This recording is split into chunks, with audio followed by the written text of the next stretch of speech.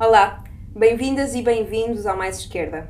Para marcar o início do ano, vamos ter um formato de programa excepcional e, em vez das habituais reportagens, teremos uma mesa redonda com duas convidadas e um convidado para discutir aqueles que serão alguns dos temas mais marcantes de 2017. Connosco temos José Soeiro, sociólogo e deputado do Bloco, Cristina Roldão, também socióloga e investigadora, especialista em Sociologia da Educação, e Joana Simões Piedade, jornalista. Joana, se calhar começamos por ti. És uma das duas organizadoras portuguesas da Marcha Civil por Alepo, uma iniciativa de solidariedade internacional. Será que nos podias explicar um bocadinho o que é esta marcha e em que estado se encontra neste momento? A Marcha Civil por Alepo começou no passado dia 26 de dezembro em Berlim.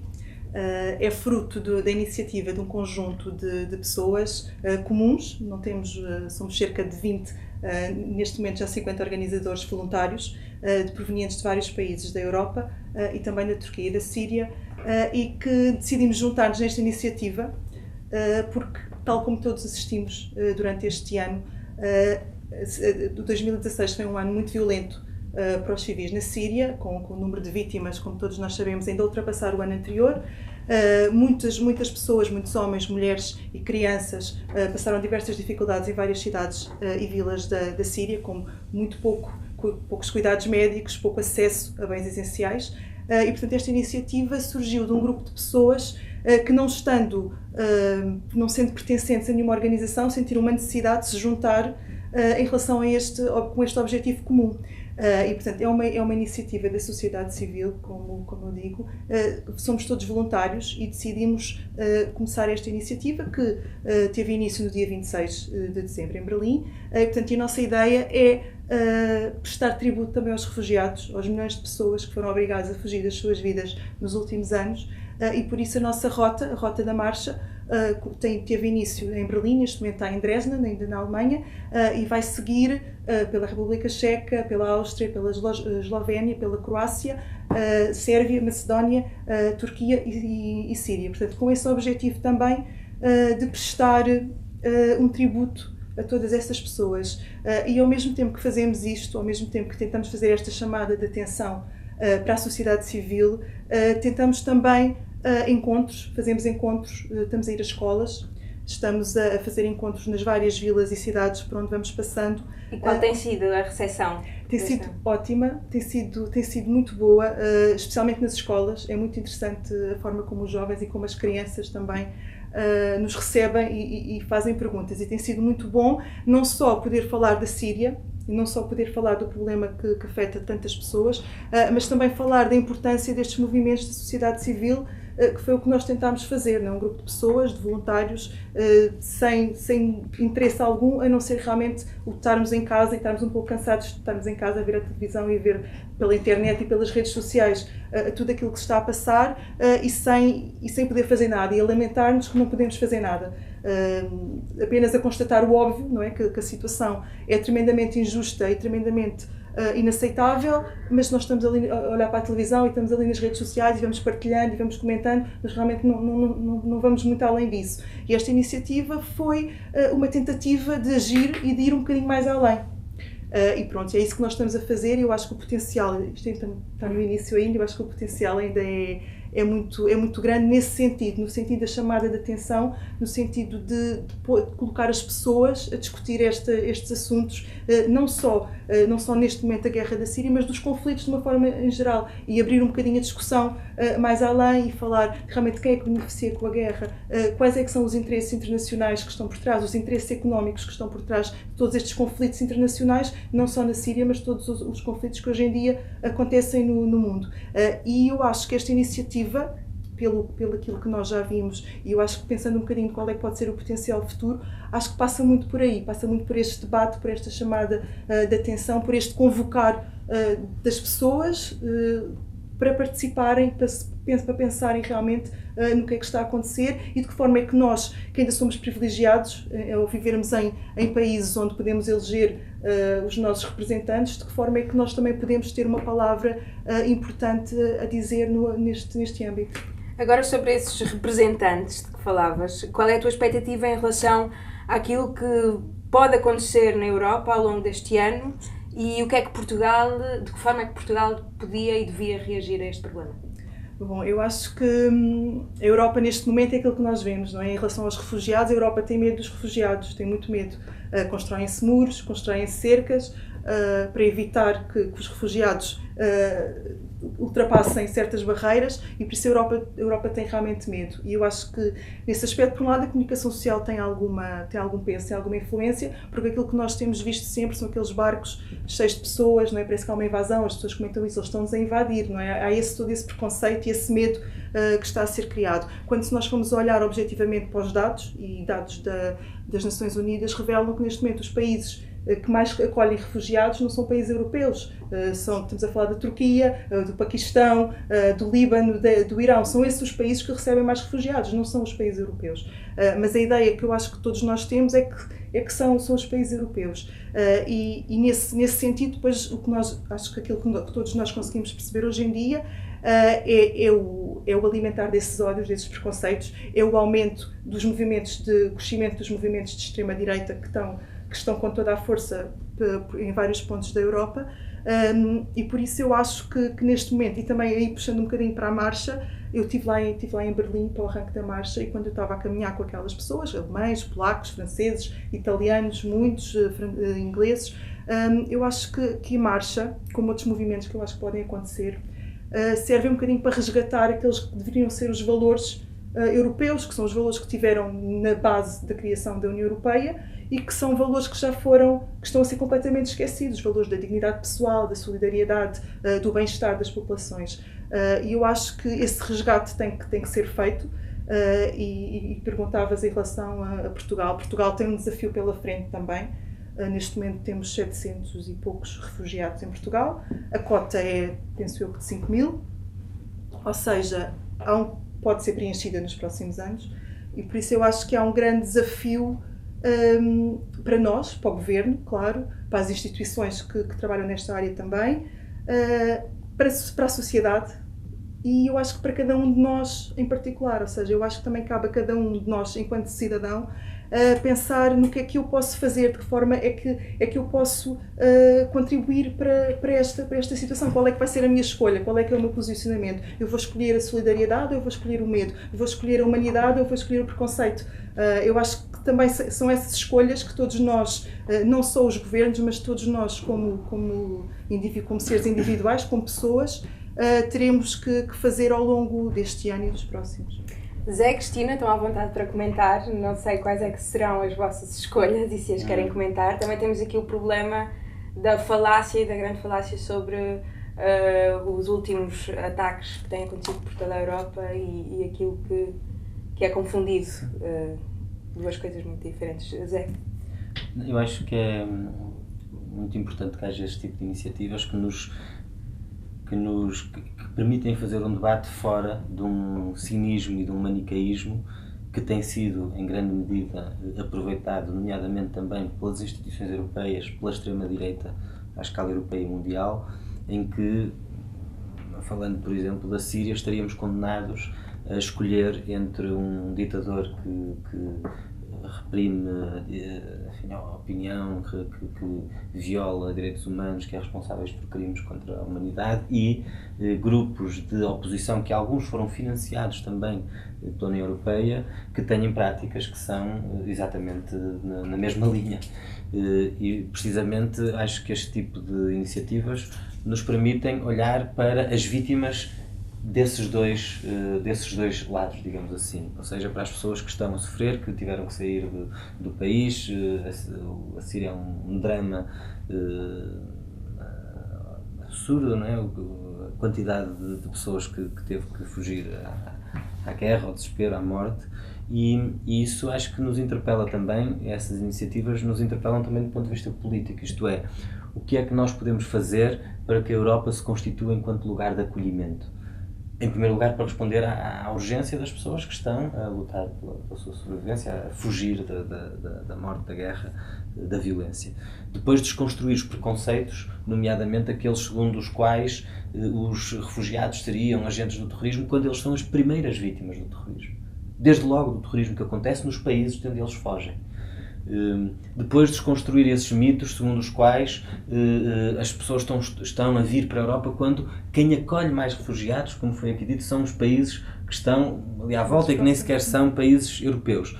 E depois, que política é que a Europa tem para acolher os refugiados? Que política a Europa tem para criar cidades-abrigo? Que política a Europa tem, finalmente, para não continuar a alimentar os próprios conflitos? Por exemplo, eu acho que uma das coisas que Portugal deveria fazer era, à escala europeia, defender o fim da venda de armas para territórios em conflito, que continua e que já foi proposto algumas vezes e que tem sido rejeitado, e uma moratória à compra de petróleo a regimes que vivem também desse negócio e que são regimes com quem nós temos que ter, enfim, uma relação de censura em relação às práticas de violação dos direitos humanos, de perseguição das pessoas.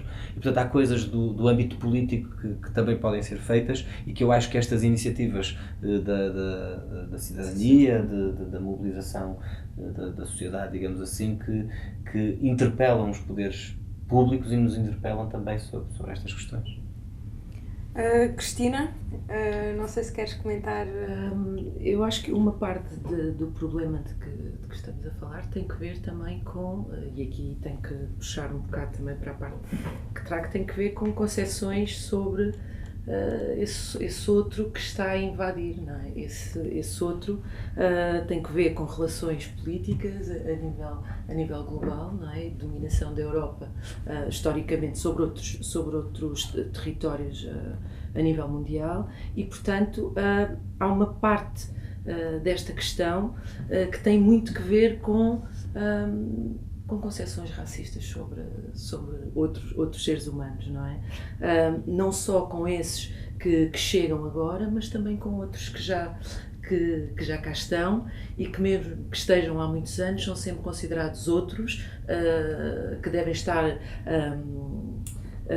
dispostos a ter que sair quando for necessário, se por uma questão, por exemplo, ou criminal, ou porque não têm documentação, ou porque estão sempre no limite de ser postos fora, não é?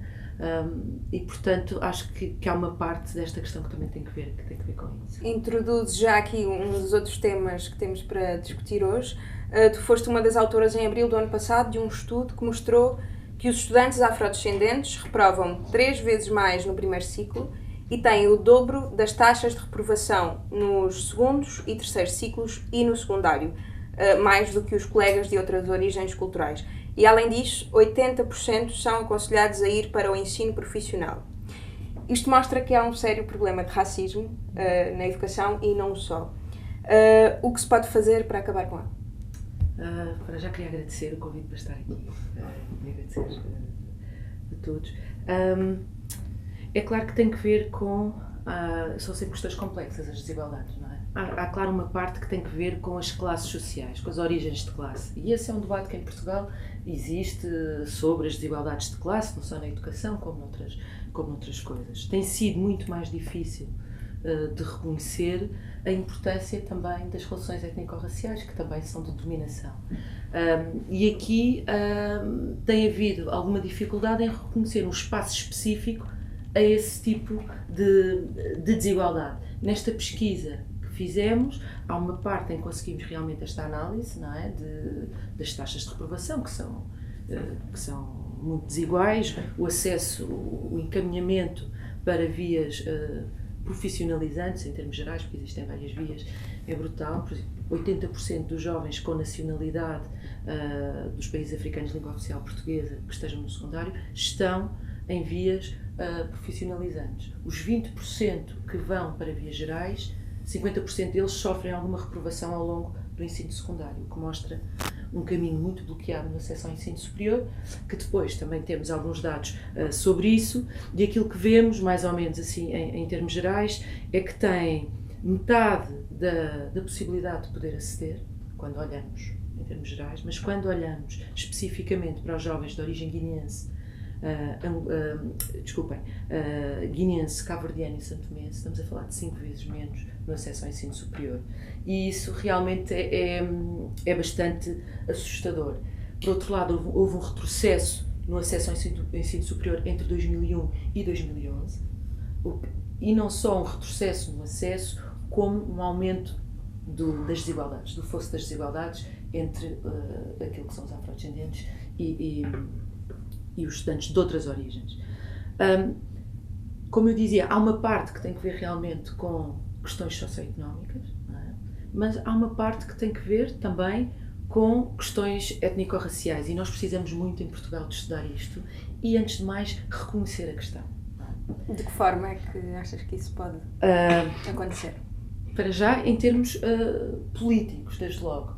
Ainda há pouco tempo, Portugal, o governo português, esteve num comitê da ONU a discutir as questões raciais, apresentando um relatório de Portugal, em que dizia que, no que toca aos afrodescendentes, existe uma política holística. E isto quer dizer, temos políticas genéricas, sem nunca nos referirmos diretamente que se tratam de afrodescendentes, portanto, vamos lá, indiretamente, por via de questões como a classe, como território. Não é? Ora, estamos em plena década internacional dos afrodescendentes pela ONU, da qual Portugal faz parte. Não é? Existe um silêncio enorme sobre este assunto. Não temos estatísticas que permitam perceber não só a situação das desigualdades, mas acompanhar ao longo do tempo e perceber o efeito de determinadas políticas, não é? Como um instrumento de avaliação de política. Não temos. O reconhecimento que temos da existência do racismo tem muito que ver com a questão das queixas, não é? E aqui, com a questão das queixas e da discriminação, que eu vou dizer desta forma, interpessoal, não é? Da ofensa, episódios de discriminação direta, que são importantes, que têm a sua relevância e que é preciso efetivamente existir um registro de queixas sobre estas situações, mas o efeito mais pernicioso do racismo não é este. Não é? Se alguém me disser, preta, vai para a tua terra, eu fico muito ofendida naquele momento, mas sigo a minha vida e aquela pessoa também. Agora, racismo institucional é outra coisa, racismo estrutural também é outra. E aí tem que ver com o funcionamento das instituições, a forma como se faz política, aquilo que não entra para a política, porque aquilo que não se diz também é uma forma de política, não é? De decidir que não se trabalha desta forma, que não se faz política desta forma, isso é uma opção também política. Não ocorre a ninguém, e retomando a questão da diferença entre aquilo que é o racismo interpessoal nas relações de interação e aquilo que é um racismo mais do ponto de vista institucional ou estrutural, não ocorre a ninguém que as relações de exploração do trabalho decorram de patrões que são mal intencionados. Não ocorre a ninguém, não é? Sabe-se que é uma relação de forças historicamente construída e que nos traz até aqui, e que mesmo que os patrões sejam muito bem intencionados, a relação de forças está sempre feita num certo sentido, não é? Com as questões de género, a mesma coisa. Não ocorre que exista, não é? Que o machismo existe porque há homens muito mal intencionados. Acho que Portugal avançou muito no reconhecimento destas questões. Para o racismo é a mesma coisa, é o mesmo nível de debate. É mascarado. Claro. E aqui Portugal não tem assumido isto. Portanto, quando assume, é só deste ponto de vista mais interpessoal, e as políticas que existem estão vocacionadas para este tipo de situação. E não existe, por exemplo, recolha de dados, que seria uma coisa que nos permitiria acompanhar estas questões, não só para afrodescendentes, como para as comunidades ciganas, que são daquelas que também sofrem.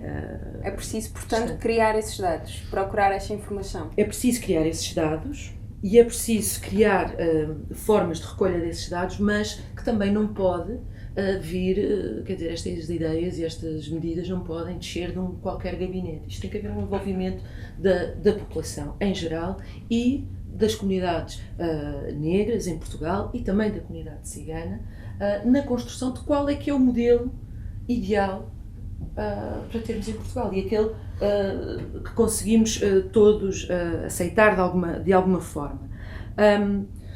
Por outro lado, políticas de ação afirmativa. Aquela questão que o governo português coloca nesta reunião internacional da ONU sobre uma política holística vai completamente ao arrepio, por exemplo, daquilo que se tem feito no domínio do género. Tem-se reconhecido que é preciso ter medidas de ação afirmativa. Num país como Portugal, que tem desigualdades, que é dos países mais desiguais da Europa, colocar-se na posição de não ter políticas de ação afirmativa, quer dizer, é perder realmente uma oportunidade de tentar resolver estas questões. Falando agora especificamente sobre algumas medidas para o domínio da educação, que é aquele onde eu realmente trabalho mais. Existem sinais, e é preciso avançarmos muito mais nisto, sinais claros de processos de segregação informais. Não é segregação à la apartheid, mas não deixa de ser segregação do ponto de vista de escolas e também de turmas.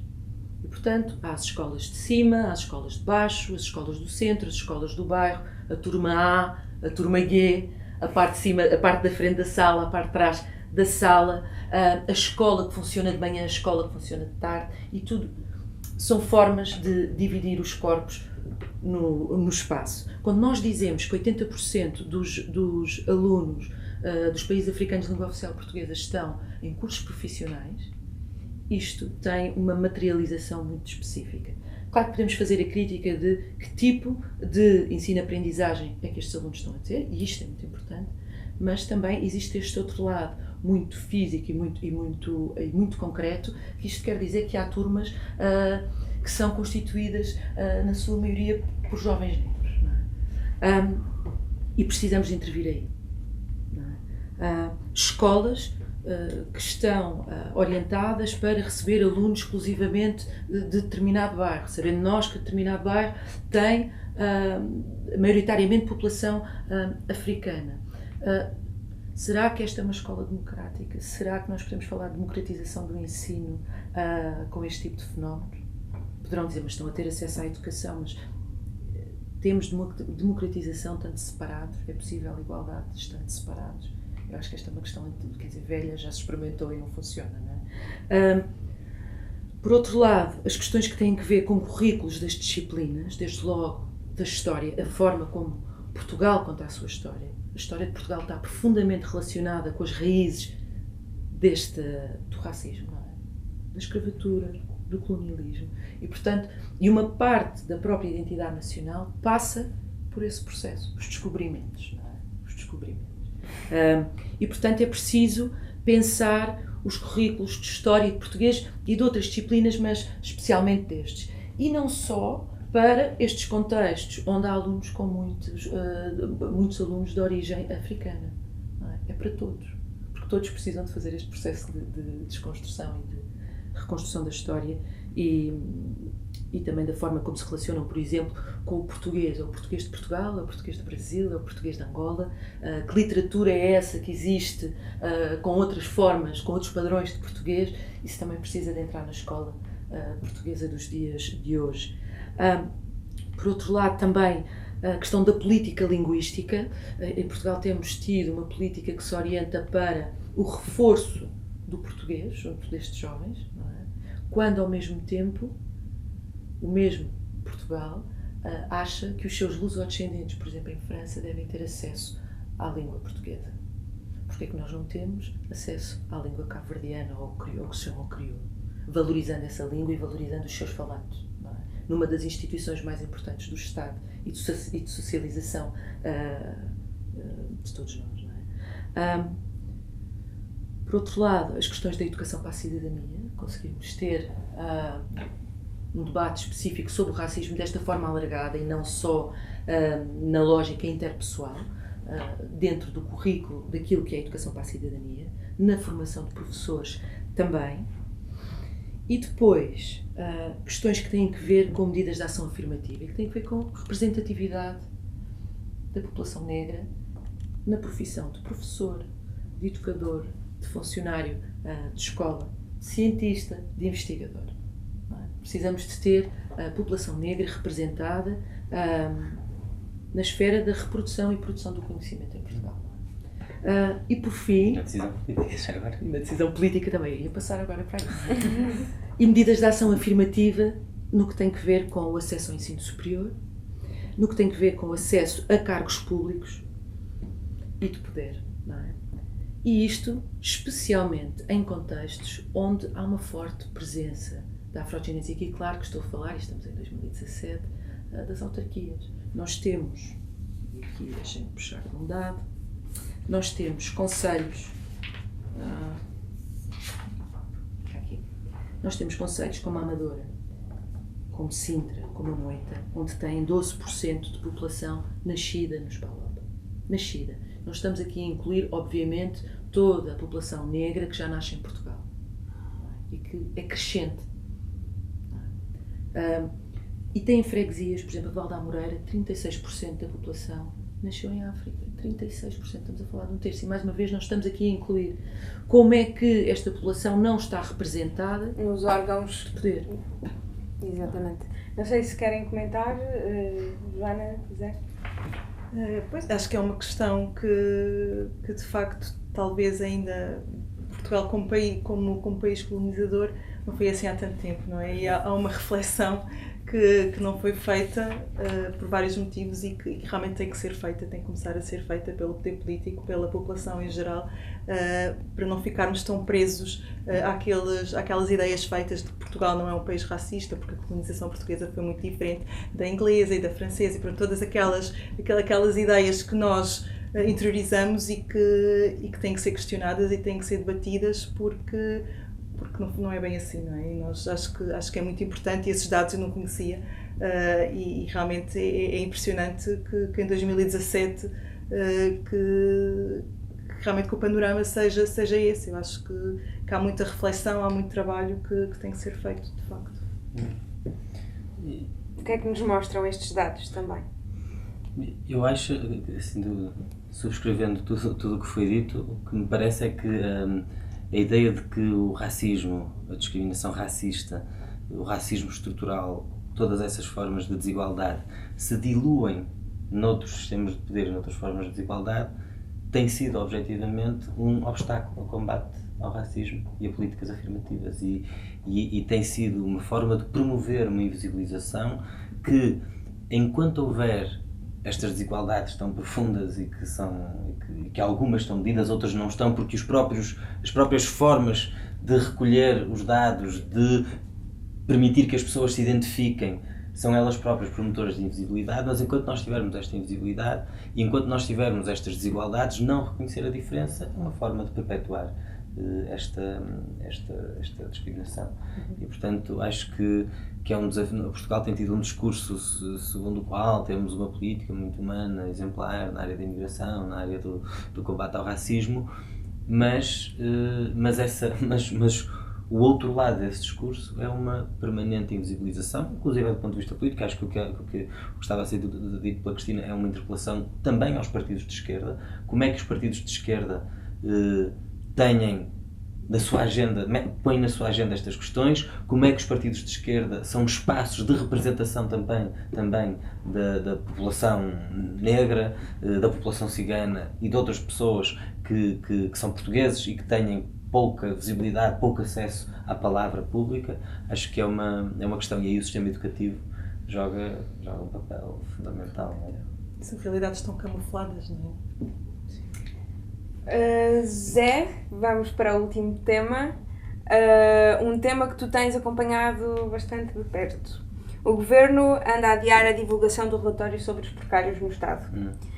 Que informações prevês que tem este relatório e que consequências terá a sua publicação?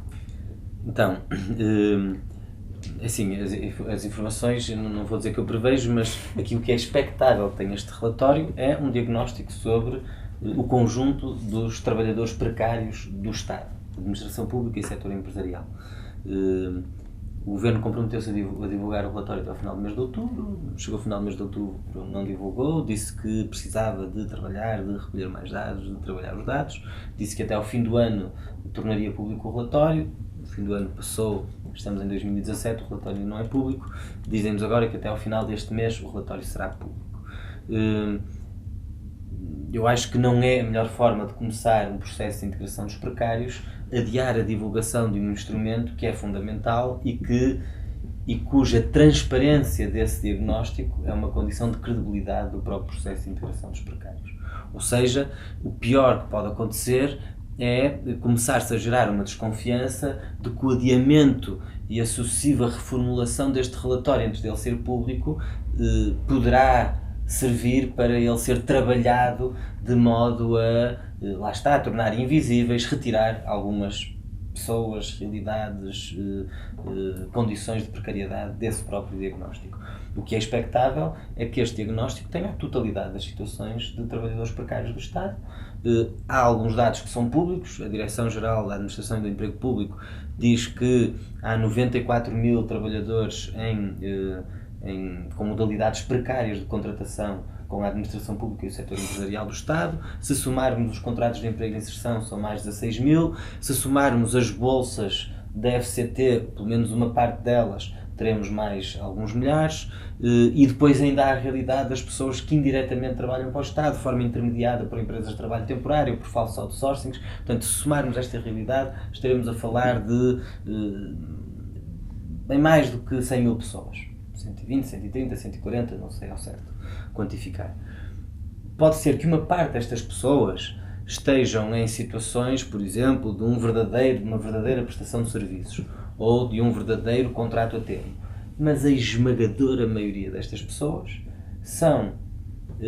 têm um recibo verde, um contrato de emprego e inserção, um contrato a prazo, um contrato de trabalho temporário, que é uma forma de dissimular a sua relação com o Estado e o facto de ela estar a ocupar uma função permanente que é fundamental ao funcionamento dos serviços dos organismos da administração pública, das escolas, dos hospitais, das bibliotecas, dos museus, do serviço público de rádio, etc. E, portanto, nossa expectativa é que o relatório seja divulgado. Temos insistido muito, nomeadamente publicamente junto do Governo, que divulgue esse relatório. Ele é a peça inicial e fundamental para que se inicie este processo de integração. E, portanto, estamos a aguardar com expectativa e analisaremos também, comparando, e é esse apelo que temos feito aos próprios precários, é que organismo as pessoas se organizem para elas próprias fazerem a identificação da sua realidade, para depois podermos, digamos, confrontar a identificação que as próprias pessoas fazem com a identificação que foi feita pelas direções dos serviços e pelo próprio Estado. A maior parte da população ativa continua ainda assim precária, dizias tu, em diversas estruturas da sociedade, ou desempregada. O que é que achas que devia ser feito já em 2017 para combater esta situação?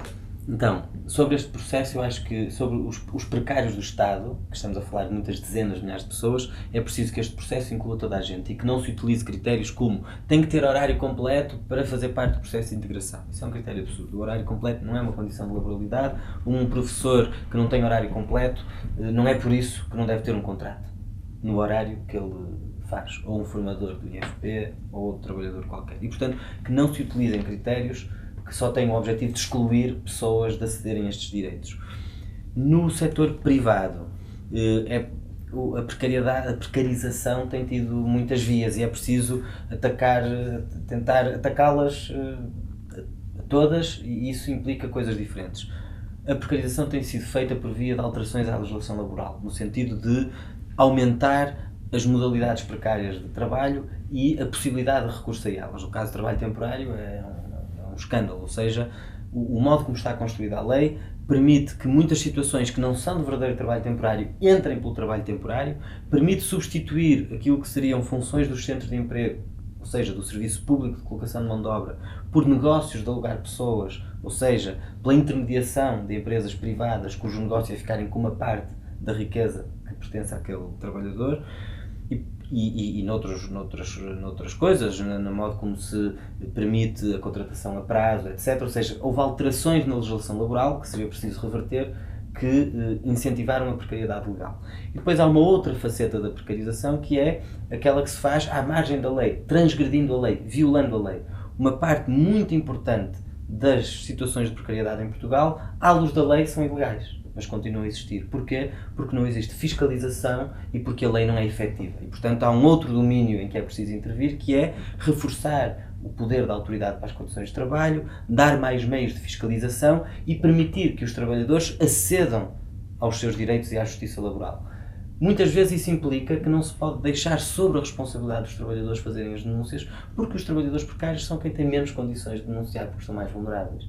E é por isso que nós temos defendido, por exemplo, que aquele mecanismo que foi criado pela lei pela iniciativa legislativa dos precários, que seja aplicado ao conjunto de situações de dissimulação de uma relação laboral, seja por um falso recibo verde, seja por uma falsa bolsa, seja por um falso estágio. Deve ser o próprio Estado, quando identifica essa situação, garantir o reconhecimento da relação laboral e, se for o caso, levar a empresa a tribunal e não imputar ao trabalhador essa responsabilidade, porque ele é quem tem menos condições objetivas para o fazer.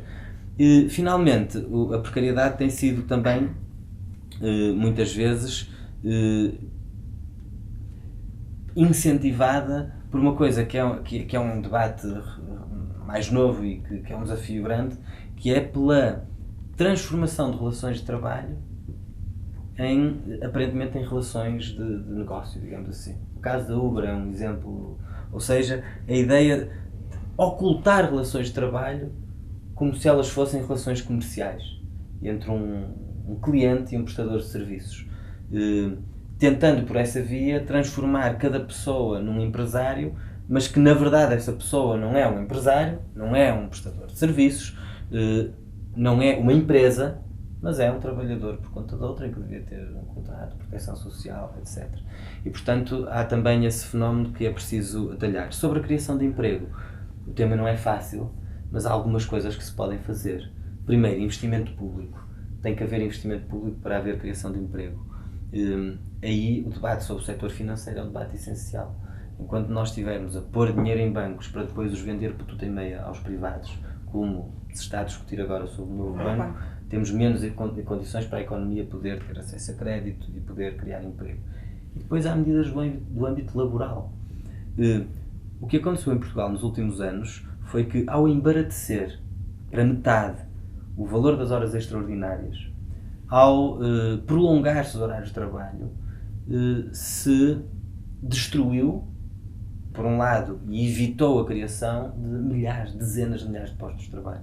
Se nós conseguíssemos não ter o abuso que existe nas horas extraordinárias, só isso permitiria criar dezenas de milhares de postos de trabalho. Se nós aplicássemos a redução do horário de trabalho, que foi agora reposta na administração pública ao setor privado, isso permitiria também criar postos de trabalho. E depois precisamos de, em algumas funções sociais, na educação, na saúde, há também muitos postos de trabalho que são necessários e, portanto, diminuir o horário de trabalho, distribuir o trabalho que existe, combater o abuso das horas extraordinárias, ter programas de investimento público, seja nos chamados empregos climáticos, seja nos serviços públicos, acho que poderiam ser caminhos. Claro que não se vai dizer que de um momento para o outro há uma varinha mágica que vai resolver o problema do desemprego, mas acho que isso seriam alguns caminhos possíveis para poder começar a dar resposta a esse problema. Joana, Cristina, não sei se querem comentar estas propostas. Eu gostava de, claro que concordo com as propostas, mas gostava de aproveitar o tema da precariedade já agora para fazer assim um círculo e voltar à questão dos refugiados como iniciámos, que de facto este clima de precariedade, de desemprego, tudo isto contribui em termos de sociedade para o acicatar dos ódios, dos desequilíbrios, do medo. E tudo isso, isto acaba por não são temáticas individuais, isto é tudo muito mais sistémico do que tudo o resto e, portanto, acho que estas questões são muito importantes porque, de facto, as pessoas, quando estão, o cidadão comum, quando está preocupado com a sua sobrevivência diária, quando está com o seu desgaste do cotidiano, de como é que vai chegar até ao final do mês, resta muito pouco para se preocupar com o outro, que no fundo não é o outro, mas faz parte da mesma sociedade, mas como realmente a preocupação diária com a sobrevivência, com a precariedade, com tudo isto, deixa muito pouco espaço para a solidariedade e para nos preocuparmos com os outros temas e a questão dos refugiados, como começámos, e já agora, só para fechar o círculo, acho que realmente é um tema muito importante e que vai estar muito interligado em 2017, com toda a certeza. Também, claro que concordo com todas as ideias, mas não deixei de me lembrar num argumento que estavas a dizer e que tinha que ver com não deixar ninguém de fora. Não é? E aqui, realmente, a precariedade não é uma coisa nova. A precariedade acontece há muito tempo, mesmo no tempo das vacas gordas.